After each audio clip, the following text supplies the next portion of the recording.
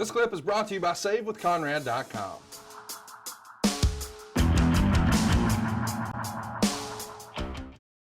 Let's talk about the blood stoppage. Well, it's not a stoppage, but it wasn't part of the original plan. Meltzer would write, while Lesnar was bleeding badly, there was commotion at the gorilla position with Vince McMahon. Whether he was upset or putting on a show and acting upset for everyone else is a matter of conjecture, but he's the one who sent a doctor to the ring. The doctor was in there and tried to clean the blood off, but at one point Lesnar shoved the doctor. Neither Lesnar nor Undertaker were reprimanded or talked to by Vince McMahon or anyone about these incidents after the show. Lesnar had his cut taken care of and flew back home. Undertaker also flew home the next day. We're going to talk about the angle that happened after the match, but this whole blood situation, and, Meltzer's not sure what to believe here. Was this, it feels like it was a legitimate cut and that Vince was concerned, but then, there is he shoved the doctor. So maybe they're just working. What say you? Well, combination of both. If you go back and look, that's where Lesnar almost cut the post in half. I would hope if there's any blood mixed in with the ice water that's in his veins, that you would have probably saw some of that, because man, he hit that post on the dead fly. No trying to protect himself, no hands up to block some of that. He just ran through the post, and he was split wide open and he was bleeding. And the shoving the doctor was just something he felt at the time. It's just part of his DNA makeup. If I would have been the doctor, that would have been plenty for me. I would have found the exit to the door. But no, he, once it was established, people are going to get split open. People get hurt in this business. People get injured. That's the one part that drives all of us that have wrestled night after night after night and gotten hurt and got split open, and, all these injuries. And,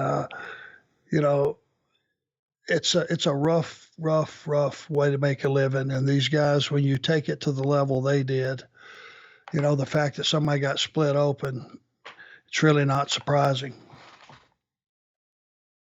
It's quite the spectacle. Go out of your way to watch it. What you'll see is at the end of the show, after the noise has peaked, the lights go out, the Wyatts come out, they surround the Undertaker, then they all attack him. They hold him down while Braun Strowman throws knees, and Wyatt beats on him until they carry him out of the ring on their shoulders. It's a great angle.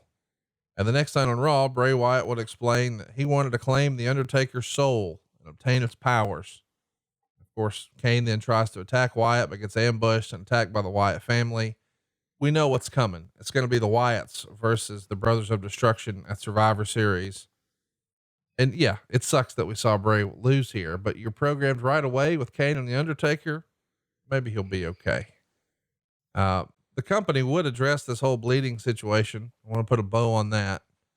Meltzer would write, WWE sent out a statement after the show basically saying the practice of blading is banned, but sometimes there are accidental cuts. And Meltzer says, what I can say with 100% certainty is that the blood was not an accident. The coincidence of Lesnar doing it in the exact same spot and coming up bloody in the exact same way as in WrestleMania was not coincidental. Whether he hit the post and opened up his head or he cut himself, it was his intent to get blood. The idea that he took his right glove off and drilled the Undertaker meant the same thing. The question there is that typically when someone is looking to get hardway juice, a practice that went out of vogue in wrestling decades ago, the idea was short punches to the eyebrow where the skin and bone make it easiest to open up. The Undertaker bled from the forehead, the same spot where wrestlers would normally cut themselves. Listen, this is a little silly to me, and I can't believe we're even having this type of conversation. And I'm sure it makes you as an old school guy very uncomfortable, but God almighty, if I had to choose between taking real punches to the head to bleed or just doing it the quote unquote old fashioned way, that's a no-brainer. One could legitimately cause real injury and damage and repercussions. And once upon a time in the business, it was, Thursday. Tell me what you think about this hard way on I don't get it. Hard way on purpose? What? Well, I'll put it to you as somebody that knows. He didn't have the option Of old fashioned. Yeah. of the old way. Okay. Yeah. That got Dave Batista a huge fine. I think 50 grand or something. Ask him about that. And the reality is this: back in the day when we were performing magic and we were making everyone wonder if what they were seeing was real. Are these guys really pissed at each other? I know it's a show, but are they pissed?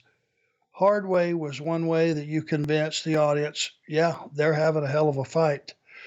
And just like techniques, you can ask any boxer out there, hey, if you just solely want to knock a guy's eye shut, how would you do it? And I'm sure he could tell you. The reality is there's a sharp bone that it circles your orbital bone, that if you hit somebody really hard, the skin, you can feel it yourself, feel your eyebrow underneath. There's a sharp bone right there. And if you hit in a downward motion, it will split somebody's eye. Now, if you find that to be gruesome, you're right. You find that to be violent, you're right. And if it's somebody that don't know what they're doing and they're knocking the piss out of you everywhere but where that sharp bone, then you're going to get your eyes knocked shut anyway, and it's going to be really, really painful. But it is a way of producing the gore that is necessary in some matches, and it is a hard way, and that's why it's called a hard way, because it hurts, and you have to be a professional at it to be successful at getting it done without doing potentially a lot of damage. I mean, that's the eye area. Do I need to say any more? No.